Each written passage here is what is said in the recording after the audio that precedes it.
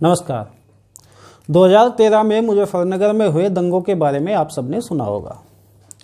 ये दंगे किसी एक घटना के बाद होने वाली तुरंत प्रतिक्रिया के रूप में सामने नहीं आए थे, बल्कि कुछ समय से लोगों के मन में आक्रोश पड़ रहा था। 2012 में अखिलेश यादव की सरकार आने के बाद से उत्तर प्रदेश में मुस्लिम तुष्टीकरण चरम पे था। कई सारी ऐसी घटनाएं हुई इससे पहले जिसमें दो पक्षों के लोग आमने सामने आए। शामली में, बागपत में, मुजफ्फरनगर में मारपीट, छेड़छाड़, ये सब मामले बिल्कुल जैसे आम हो गए थे। और कार्रवाई के नाम पे अगर हिंदू समुदाय के लोग, बहुसंख्यक समुदाय के लोग थाने में गए तो उनकी प्राथमिकी तक दर्ज नहीं करी गई। उनके पहुंचने से पहले थाने में समाजवादी पार्टी के बड़े नेताओं के फोन चले जाते थे। अब इस तुष्टीकरण से तंग होकर समाज के लोग सामने आने लगे। दो पक्षों के बीच में टकराव की स्थिति बनने लगी। मुजफ्फरनगर से पहले शामली में 2-3 बार लोग आमने सामने आए, बड़े बवाल की स्थिति बनी। शामली के एसपी ने लोगों को थाने से भगाते हुए ये कहा कि मैं पहले अपने मजहब का हूँ, उसके बाद मैं पुलिस वाला हूँ। ऐसे बयानों को सुनकर समाज के लोगों में और ज़्यादा गुस्सा व्याप्त हो गया। रुड़की की एक दलित युवती के साथ शामली में बलात्कार किया गया और बलात्कार करने वाली एक भारी भीड़ थी, कथित अल्पसंख्यक समाज की भारी भीड़। उस युवती को बलात्कार के बाद रिक्शा में बिठा के भेज दिया गया। लोगों को वह युवती मिली बुरी हालत में, उससे पूछा, उसने अपने साथ हुई घटनाएं बताई। लोगों ने हंगामा किया, लेकिन लोगों पे लाठीचार्ज हुआ और उस युवती को वापस रुड़की लौट जाना पड़ा। छेड़छाड़ की घटनाएं ऐसे आम हो गई थी कि स्कूल, कॉलेज, बस कोई जगह ऐसी नहीं थी जहां इस तरह की घटनाएं नहीं होती हों। फल बेचने वाले ठेली वाले जो ठेली पे फल बेचते थे, केले बेचते थे, वो आती आती लड़कियों पे अभद्र टिप्पणियां करते थे, अभद्र भाषा में बात करते थे। मुजफ्फरनगर में कुछ ही समय में 5 से ज़्यादा ऐसी घटनाएं हुई जिसमें लड़कियों के साथ व्यभिचार हुआ। इन घटनाओं में 3 से ज़्यादा दलित लड़कियां थी। दलितों के साथ होने वाली अत्याचार में बहुत तेजी के साथ इजाफा हो रहा था और कार्रवाई के नाम पे पीड़ितों को थाने से भगा दिया जा रहा था। इसी बीच 27 अगस्त 2013 को एक घटना मुजफ्फरनगर में घटित हुई। एक लड़की ने स्कूल से आके अपने भाइयों को बताया कि जब वह स्कूल से घर आती है तो उसके साथ रास्ते में कुछ एक सौदा छेड़छाड़ करता है, हाथ पकड़ने की कोशिश करता है, इस तरह की बदतमीजियां करता है। लड़की के भाई उस व्यक्ति को समझाने गए, उस गुंडे को समझाने गए।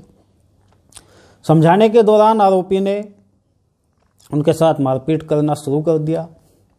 लड़ाई हुई। उस गुंडे ने अपना चक्कू निकाल लिया। उसके चक्कू निकालने के बाद इन दोनों भाइयों ने अपने आप को बचाते हुए उस पर हमला किया और उसी का चक्कू उसी गुंडे को लग गया। इसके बाद उसकी मृत्यु हो गई। दोनों भाई सचिन और गौरव वहाँ से भागने लगे। उन्हें भागते हुए देखकर मस्जिद से निकली, कवाल गांव में मस्जिद से निकली एक भीड़ ने उनको पकड़ लिया और चौराहे पर उनकी निर्मम हत्या कर दी। इस हत्या के बाद पुलिस मौके पर पहुंची। पुलिस ने आरोपियों को गिरफ्तार किया जिन्होंने उन दोनों भाइयों की हत्या की थी। कोई ऐसा माहौल नहीं था कि इस घटना के बाद भी बवाल हो जाएगा। लोगों में बहुत गुस्सा था, लेकिन ऐसा नहीं था कि बवाल होगा। बवाल की स्थिति तब उत्पन्न हुई जब गिरफ्तार किए गए आरोपियों को किसी बड़े नेता के फोन कॉल के बाद थाने से ही छोड़ दिया गया। पहले से ही गुस्से में लोगों का गुस्सा चरम पे पहुंच चुका था। राकेश टिकैत जी ने इस घटना के विरोध में एक पंचायत करने की घोषणा की। 31 अगस्त 2013 को एक शोक सभा आयोजित करने की घोषणा की। यह शोक सभा आयोजित होती इससे पहले ही 30 अगस्त 2013 को जुमे की नमाज के बाद मुजफ्फरनगर के खाड़ा पार में एक बहुत बड़ी भीड़ इकट्ठा हुई, जिसमें सभी राजनीतिक दलों के मुस्लिम नेता इकट्ठा हुए जो एक दूसरे पर आरोप प्रत्यारोप करते हैं। सपा, बसपा, कांग्रेस, सबके मुस्लिम नेता वहां पे इकट्ठा थे। बसपा की वर्तमान उस समय के सांसद, उस समय के विधायक, कांग्रेस के पूर्व सांसद, समाजवादी पार्टी के प्रदेश सचिव, इन सब लोगों ने वहां पे भड़काऊ भाषण दिए।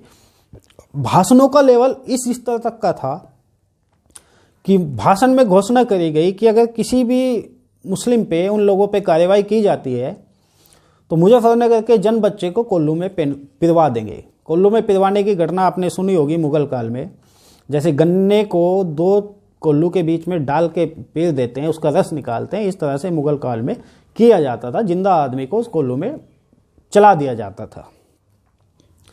इस तरह के भाषणों के बाद बहुसंख्यक समाज का गुस्सा चरम पर पहुंच गया। अगले दिन पंचायत थी, लेकिन एंड टाइम पे राकेश टिकैत जी ने पंचायत से हाथ वापस कर लिए। उन्होंने घोषणा की कि पंचायत नहीं होगी और वो किसी मील के धरने में, प्रदर्शन में चले गए। लेकिन समाज का गुस्सा इस स्तर का था कि खाप के लोगों ने, हिंदू संगठन के लोगों ने फिर भी वो पंचायत की, और बड़ी संख्या में लोग उस पंचायत में पहुंचे। उस पंचायत में बहुत भाषणबाजी हुई।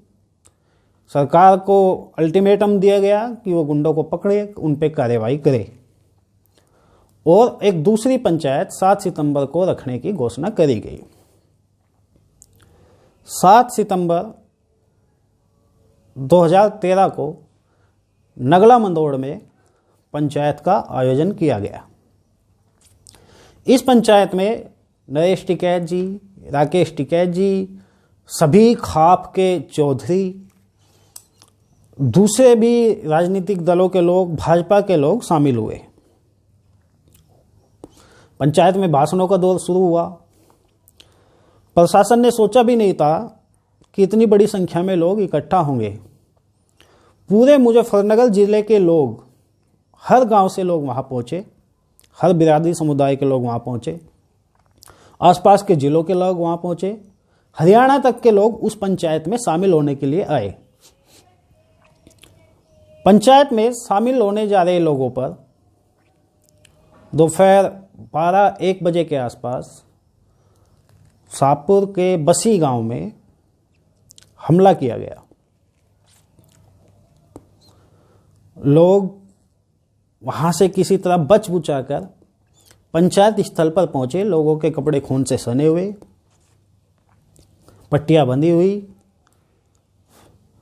ये सब देखकर पंचायत में शामिल हुए लोगों में और गुस्सा आ गया और उबाल हो गया। आनन फानन में पंचायत कर रहे लोगों ने, नेताओं ने पंचायत समाप्ति की घोषणा की। लोगों का गुस्सा भाप के लोग अपने घरों की तरफ निकल पड़े। लोग अपने घरों की तरफ जैसे वापस जा रहे थे, दोपहर 1:30 बजे के आसपास समाचार आया कि जोली गांव, जोली नहर पर एक भयंकर नरसंहार कथित अल्पसंख्यक समुदाय के लोगों ने कर दिया। पंचायत से वापस लौटते हुए लोगों पर आधुनिक हथियारों से गोलियां चलाई गई। वे हथियार जिनका सामान्य व्यक्ति को लाइसेंस भी नहीं दिया जाता, ऐसे हथियारों से गोलियां चलाई गई। 18 ट्रैक्टर, 3-4 बाइकें जला दी गई।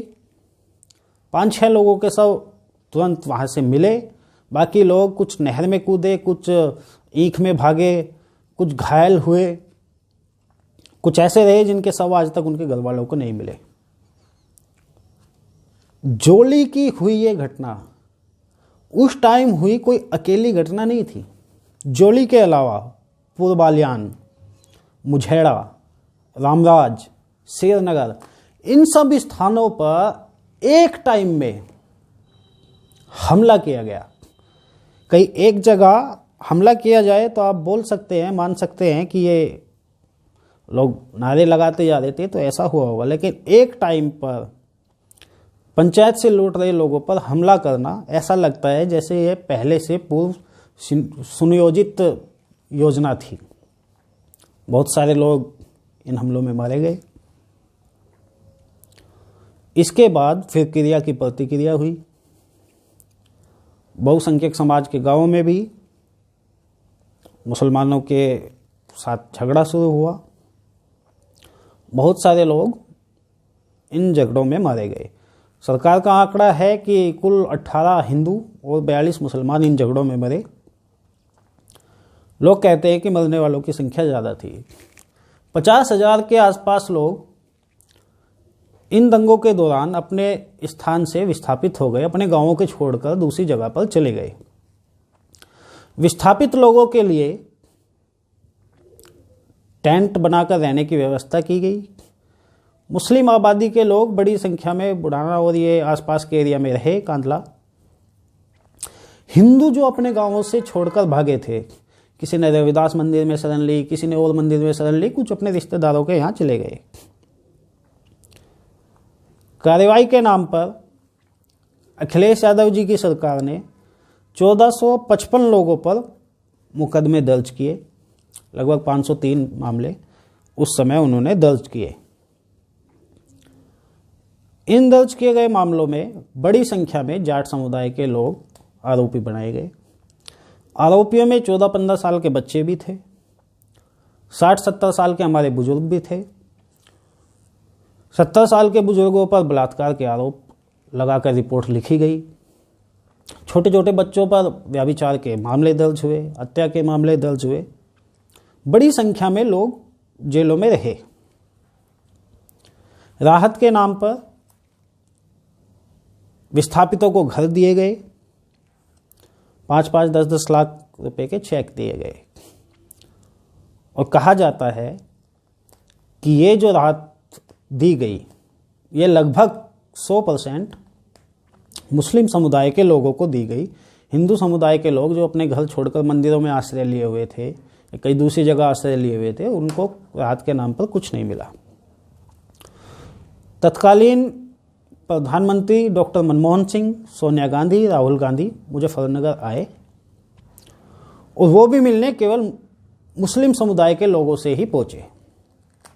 इन सब बातों से भी समाज में रोष व्याप्त हुआ। कार्रवाई और राहत सामग्री में या राहत में भेदभाव को लेकर समाज के लोगों में अधिक रोष व्याप्त हुआ।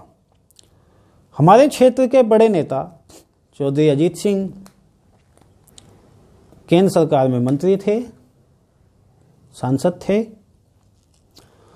और पीड़ित समुदाय में बड़ी संख्या में या सबसे बड़ी संख्या में जाट समाज के लोग थे। जाट समाज के लोग बड़ी दृष्टि के साथ, बड़ी आशा के साथ उनकी तरफ देख रहे थे, लेकिन वो नहीं आए। इसके फलस्वरूप भाजपा के लोगों के ऊपर जाट समुदाय ने विश्वास किया। और विश्वास ये सिर्फ इसीलिए नहीं हुआ कि भाजपा के लोग वहां आए, बल्कि भाजपा के लोगों ने अपना पूरा योगदान, अपना पूरा बलिदान, अपना पूरा सहयोग जाट समाज के लिए या बहुसंख्यक हिंदू समाज के लिए किया। वर्तमान विधायक विक्रम सैनी, संगीत सोम, हमारे उत्तर प्रदेश के गन्ना मंत्री सुरेश राणा, इन तीनों पर रासुका लगाई गई। डॉक्टर संजीव बालियान को जेल में रखा गया और बहुत सारे लोगों पर उस समय कार्रवाई की गई। यह कार्रवाई इसलिए की गई क्योंकि इन्होंने बहुसंख्यक समाज के लिए, हिंदू समाज के लिए काम किया, उनकी सहयोग सहायता की, उन्हें संबल दिया। वापस सरकार में आने के बाद अखिलेश यादव की सरकार में इस तरह की घटनाओं की पुनरावृत्ति होगी, इससे कोई इनकार नहीं किया जा सकता। इससे पहले भी मुलायम सिंह यादव कह चुके हैं कि अगर उन्हें और ज़्यादा कार सेवकों को मरवाना पड़ता तो वो मरवाते, लेकिन मुसलमानों को खुश रखते। मुसलमानों की वोट के लिए, उन्हें अपना स्थायी वोट बैंक बनाने के लिए 27 से ज़्यादा बड़े दंगे उत्तर प्रदेश में हुए अखिलेश यादव की 5 साल की सरकार में। पिछले 5 साल में कोई भी दंगा नहीं हुआ, क्योंकि सबके ऊपर समान रूप से कार्रवाई करी गई। अपराधी हिंदू है तो उस पर भी कार्रवाई हुई, अपराधी मुसलमान है तो उस पर भी कार्रवाई हुई। अब यह उत्तर प्रदेश की जनता को तय करना है कि उन्हें शांति में रहना है या फिर से वही मुगलिया शासन देखना है। धन्यवाद।